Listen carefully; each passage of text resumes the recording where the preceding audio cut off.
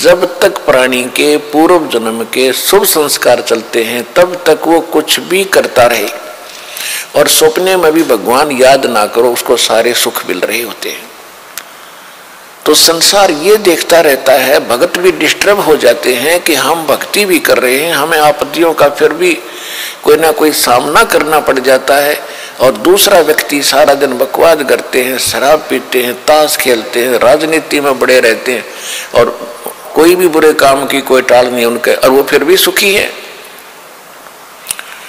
तो इसको देखकर विचलित ना होना, परमात्मा के बताए इस पॉइंटों को, बिंदुओं को ध्यान से सोचना। कहते वो पिछले जन्म के पुण्यकर्मी प्राणी हैं, और जब तक उनके पुण्य चलेंगे वो कितने को वध करो उनको कोई हानि होने वाली नहीं है। और जब उनके पुण्य समाप्त होंगे फिर पाप कर्मों का दौर शुरू होगा, फिर देखना उनके घर में के कैर टूटेंगे। और आप के ऊपर भक्ति करते करते भी दिक्कत आ रही है, तो अगर भक्ति ना करते तो आपका तो सर्वनाश हो जाना था। विचार कीजिए,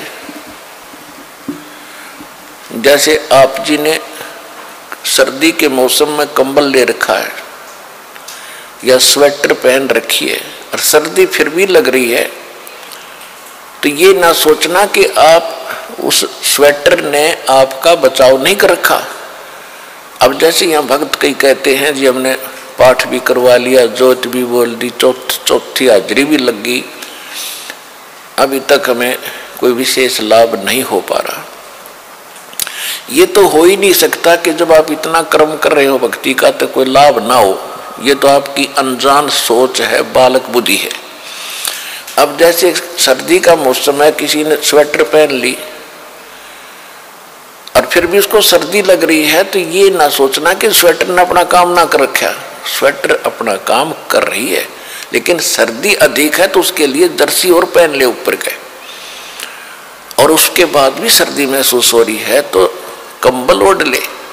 यानी ये नहीं है कि ये कहना कि मैंने जर्सी भी पहन ली फिर भी सर्दी का लग रही हाथ पैरों को, तो ये तो अनजान व्यक्ति कहेगा जिसने इस प्रोसेस का पता नहीं, भगवान के मार्ग का ज्ञान नहीं।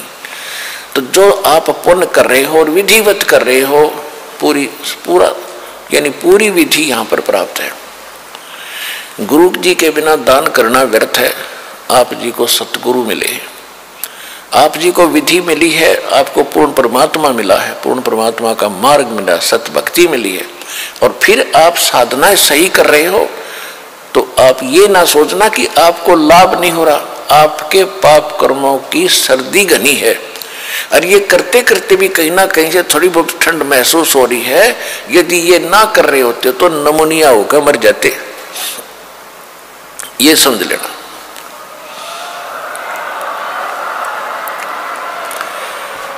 तो इस तरह आप जी ने अपने इस भक्ति सफर को डिस्टर्ब नहीं होने देना, जो मार्ग बता दिया इस पर चलते रहना, घर पहुंच जाओगे, सारे सुख होंगे, यानी अपने सतलोक चले जाओगे, और यहाँ भी राहत बहुत मिलेगी।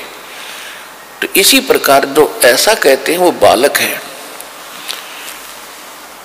और फिर ये सोचे कि हम भक्ति भी कर रहे हैं, दूसरा कुछ भी नहीं करता, उसके ठाठ हो रहे हैं, तो वो भी आप इस ज्ञान से सोचना कि जब बैटरी किसी ने चार्ज कर रखी है इन्वर्टर की, और आगे चार्ज है नहीं, उनके पास लाइट का कनेक्शन नहीं है, और उनकी बैटरी, फिर भी उनके पंखे चल रहे हैं, बल्ब भी जग रहे हैं,